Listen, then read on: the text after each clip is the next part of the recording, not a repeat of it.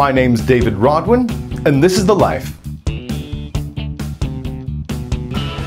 So I just saw the film The Gatekeepers, and I encourage you to go see it. It's a documentary about the Israeli Secret Service Shin Bet. And more than that, it is an interview with 6 different heads of Shin Bet, the directors who ran this intelligence agency for Israel, and it gives the first time ever interviews with these guys talking about what they did and how they feel about it. I don't know how they got access to these people, much less how they convinced them to talk so openly about what they did. They didn't reveal any state secrets, but they did talk about things in great detail from their perspective. And it's one thing to hear about the Israeli-Palestinian conflict from journalists and from politicians, but it's rare. In fact, we've never heard from the heads of Shin Bet in a documentary before, ever. And in sum, what they talk about is how they are working things from a tactical level as best they can, but they are dealing with no strategy because they're not getting any from the politicians who are above them. And what that leads to, from their perspective, is winning battle after battle, but constantly losing the war. And their end assessment is that Israel should be sitting down and talking with the enemy.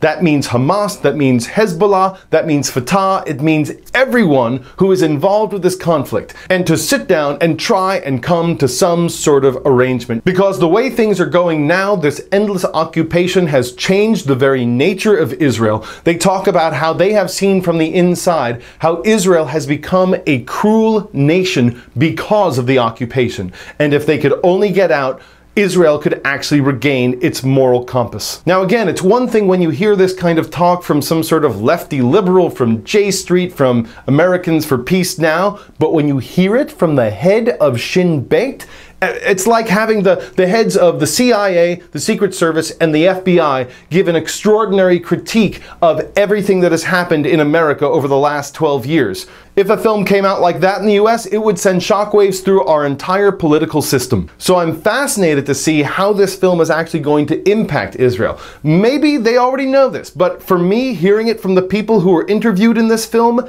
that is a totally new experience. We also get a personal bird's eye view as to what they went through when they were doing things like targeted assassinations. We see the actual video they saw when they pulled the trigger. It's not easy stuff. It's hard to sit through when you're actually watching a video of people who you know are terrorists getting into a car and then seeing that car explode. It's also interesting to see how Shin Bet changed after the assassination of Yitzhak Rabin. While they were doing an excellent job of preventing terrorist attacks by Palestinians, and they even did a pretty good job of preventing terrorist attacks by some of the more prominent Israeli settlers who were not happy with how things were going in the government, they did not see this lone gunman who had no history of violence, who had no history of being involved with these extremist groups, come up with a pistol that barely worked and kill Yitzhak Rabin, and in doing so, completely destroy the peace process. To see how Shin Bet picked itself up after this catastrophic failure on their part was also a fascinating thing, and it tells you a lot about how Israel has been shaped over the last 18 years. I can't recommend this film highly enough, and while it was just at Sundance, it's also been nominated for an Oscar, and it's going to be in theaters in New York and Los Angeles in just days, so go out, see it, find it where it's playing near you, and write in the comments, tell me what you think of it. My name's David Rodwin, and this is The Life. I went to see it because I happen to know one of the producers, and I felt like I should go and I should support, even though he described the film to me as Paranormal Activity meets Harold and Kumar. Ghost Team 1 is